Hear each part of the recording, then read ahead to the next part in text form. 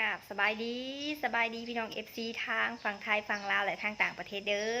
มื้อนี้ก็ยินดีต้อนรับเข้าสู่ช่องสาวไทยสาวลาวเซโนพี่น้องมื้อนี้สาวไทยก็มาเฮ็ดสังขยาเด้อพี่น้องเด้อเนาะเฮ็ดสังขยา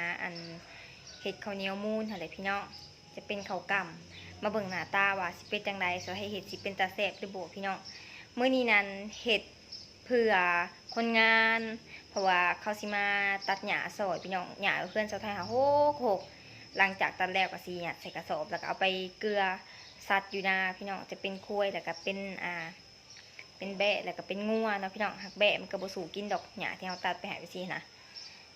ก็สิซะแล้วก็สิเป็นงัวกินนะพี่น้องหญ้าอยู่เพื่อนหลายแห้งพี่น้องแล้วก็หกแล้วก็มียุงแล้วก็ชาวไทยก็ย่านมันมีงูมีเหยี่ยวนะพี่น้องโอ้ย่านหลายอย่างมันจะขี้เข็บไม่งอดอยู่พี่น้องช่วงนี้ก็เป็นฤดูฝนอะไรเนาะฤดูฝนแล้วมันก็สิมีสัตว์ที่ว่ามีพิษขึ้นมาน้ำพอฝนตกนี่เนาะมันก็ขึ้นมาส้นเพื่อนอยู่ซาดนี่แหละพี่น้องไปแล้วได้กันเนี่ยไปเบิ่งนำกันว่าสังขยาเนาะหรือว่าขนมมื้อนี้ของทะเลเป็นตะแสบจังไดไปเบิ่งนำกันหน้าตาเนาะไผกำลังหนึ่งหน้าสังขยาอยู่พี่น้องมาเบิ่งหน้าสังขยานำกันเดี๋ยวสะไทยปรุงก่อนดีพี่น้องหน้าสังขยาของสะไทยเป็นอะไรเห็ดแบบอันธรรมดาเห็ดแบบบ้านๆนะพี่น้องใส่หัวใส่หม้อหนึ่งนี่แหละหนึ่งเอาบ่มีแนวอบบ่มีแนวหนึ่งหม้อหนึ่งไฟฟ้าคือเขากันหนึ่งแบบสีเลยพี่น้องเอ้ยเป็นไรหน้าสังขยาเนียนนุ่มป่ะพี่น้องเนียนนุ่มแบบดึงเลยนี่ดิอันนี้ก็คือสะไทยอันที่ทำอีทำออดสะไทยกันย่องเอาใบเตยพี่น้องหย่องเอานำใบเตยใส่มันก็เลยแบบเป็นด่างๆเขียวๆขาวๆนะพี่น้องเนาะเพราะว่าใส่ใบเตยกับนำใบเตยกับใส่ใบลายดอกเพราะว่าชาวไทยหมักกินหอมของใบเตยชาวไทยก็เลยหย่องใส่เลยซะเนาะก็หอมอะไรเด้พี่น้องหอมแล้วก็เนียนนุ่มเนาะตัวนี้เนาะชาวไทยซิมไปแล้วเนาะชาวไทยเอาไม้แง่ลงเซ็กเบิ่งว่าทางดุ่มมันสุกหรือว่าโบสุกถ้าว่าโบสุกกะมันจะมีน้ำติดขึ้นมาเนาะนี่ก็คือข้าวเหนียวมูนพี่น้องจะเป็นข้าวกล่ำเด้อตัวนี้เด้อข้าวกล่ำผสมกับข้าวเหนียวธรรมดาของเฮาแหละขาวๆอะไรพี่น้องอันนี้ก็คือหมาไว้เนาะหมาน้ำกะทิไว้หลังจากที่เฮาหนึ่งฮ้อนเฮาสิกอีสังเรียบร้อยเฮาก็เอามาใส่กระซามปุ๊บเฮาก็มาปรุง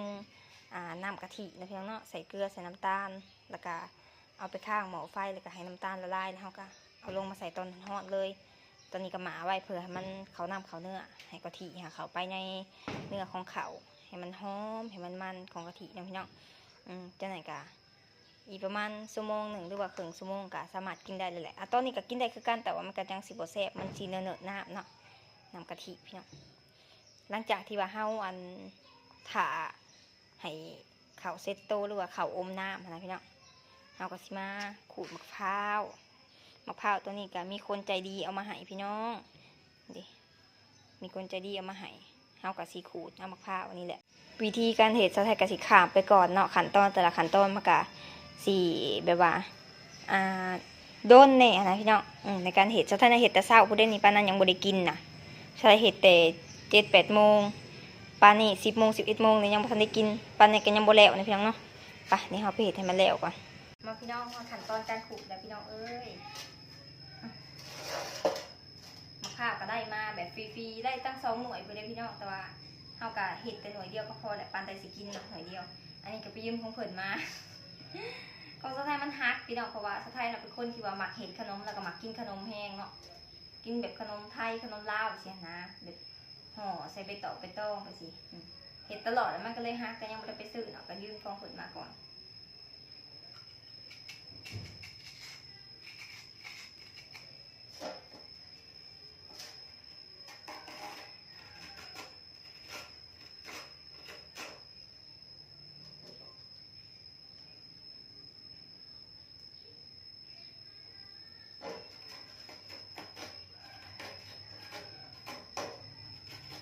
ข้าวของเฮากับโคตรแก่เลยพี่น้อง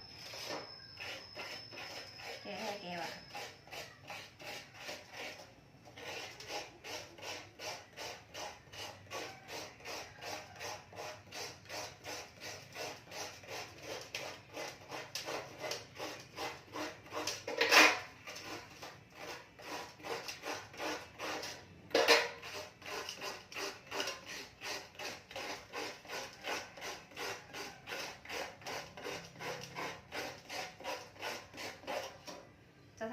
กินแห้งขนมแบบ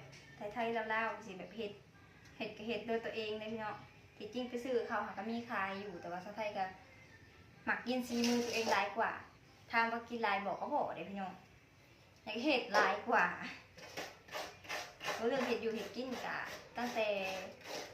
เพิ่งมากอะมีแต่แม่เห็ดให้กินส่วนหลายกะ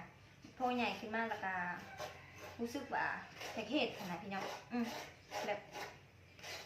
สาวไทยคิดว่าอยากเพิ่มค่าตัวเองอยากเห็ดอยู่เห็ดกินได้ด้วยตัวเองนะอย่างน้อยๆกะให้มันได้หลายๆอย่างซะเห็ดกะบ่ถึงคันว่าเป็นบ่ทุกอย่างแต่ว่าให้มันได้หลายอย่างเบื่อกินอันนี้ก็เห็ดอันใหม่เห็ดเองค่ะพี่น้องแบบเพิ่มค่าตัวเองนะบัดสิให้แม่เห็ดให้ตลอดเวลาแม่แบบอายุร้ายขึ้นตลอดปีสิเนาะเอาสิอาศัยเพิ่นสิกินน้ำเพิ่นตลอดได้และหักแม่นี่ได้แม่สาวไทยในเห็ดเพิ่นกินแซ่บกว่าสาวไทยหลายค่ะ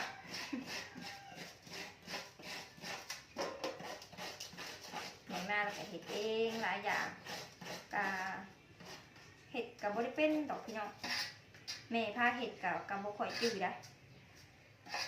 เห็ดกับมาเบิ่ง YouTube เอาเพิ่นเห็ดแบบใดกะอันขนมนี่ก็คือกันส่วนร้ายนี่ก็ส่วนร้ายมันเบิ่งเอา YouTube เพิ่นแหละพี่น้องมันสะดวกดีที่อยากเห็ดหันที่เห็ดนี่แล้วก็พิมพ์เข้า YouTube แล้วก็เบิ่งโลกเนาะสบายคือมื้อนี้เนาะในเฟซก็มีในอินสตาแกรมก็มีเบิดแต่ว่าเฮาอยากเห็ดอยู่บ่เฮาสิรู้สำใดนะพี่น้องก็สาวไทยสิอยากเห็ดขนมกินน่ะเพิ่นเอามะพร้าวมาให้2หน่วยก็เลยว่าอัน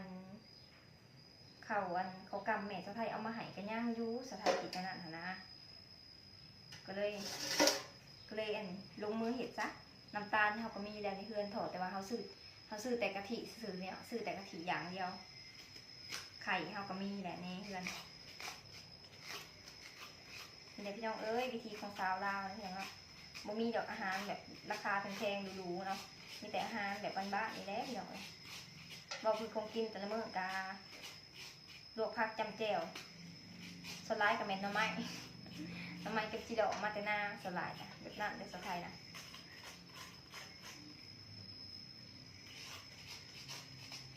อาหารก็จะเป็นปูเป็นปลาและพวกเนื้อพวกซีกัน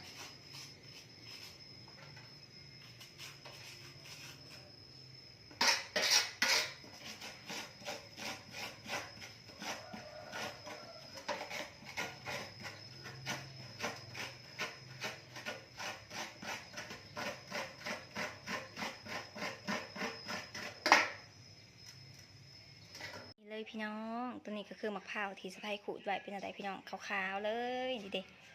ขาวๆนุ่มๆฟูๆแบบนี้เลยแล้วก็สังขยาขนาดเซตโตได้พี่น้องขนาดเศร้าห่อนแล้วก็ยังบหยุบเนาะยังหนาเด็กหนานวลคือเก่านี่แล้วก็ทีเด็ดโตแม่โตมันพี่น้อง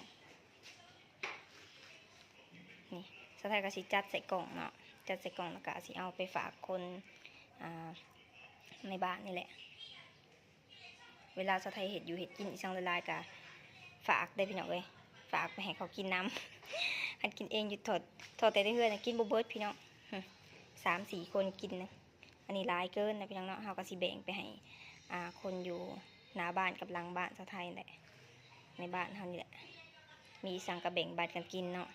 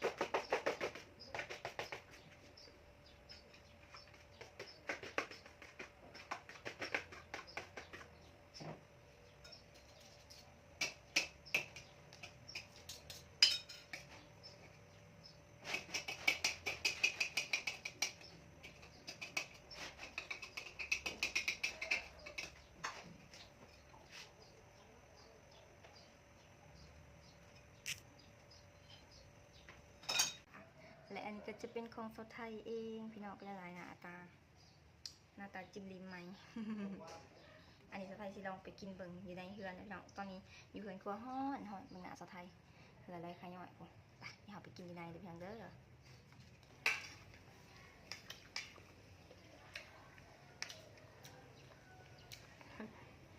เกือบบ่เห็นข้าวเหนียวนะพี่น้องมะพร้าวท้ายสุดท้ายหมากเดียวพี่น้องได้ปะใครหลายขูดออกมาค่ะสไทยก็เลยใส่ให้ตัวเองแบบพิเศษเต็มจานเลย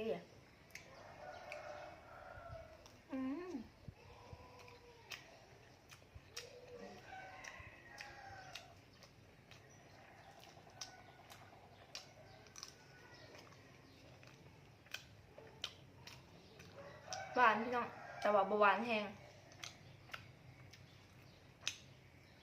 พอกินกับกันปื้ดแล้วพอกินปนกับกันแล้วนะจ๊ะรสชาติที่แบบพอดี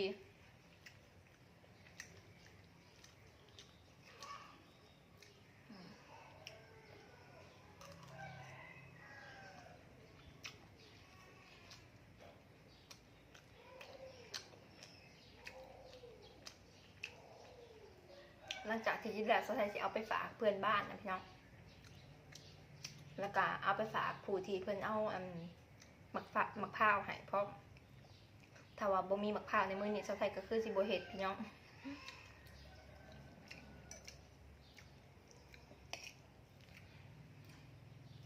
พอดีเป็นข้าวเพลนสไทยเลยน้ำตาลล้วนๆเลย